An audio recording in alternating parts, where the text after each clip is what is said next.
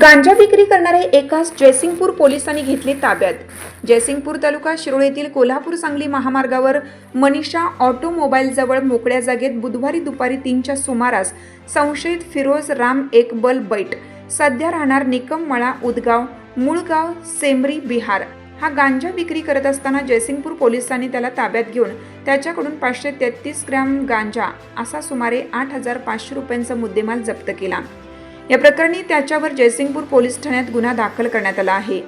ही कारवाई पोलीस निरीक्षक सत्यवान हाके यांच्या मार्गदर्शनाखाली सहाय्यक पोलीस निरीक्षक Deepak Kadam, police sub inspector Inus Inamdar, police head constable Nilesh Manjare, police Naik Tahir Mulla, police constable Rahman Shaikh, police constable Balasaheb Gutte यांच्या पथकाने केली.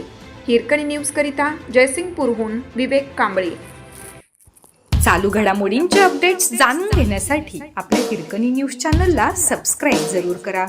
लाईक करा, कमेंट करा आणि शेअर करा. बेल आयकॉनवर प्रेस करा आणि नोटिफिकेशन्स मिळवा.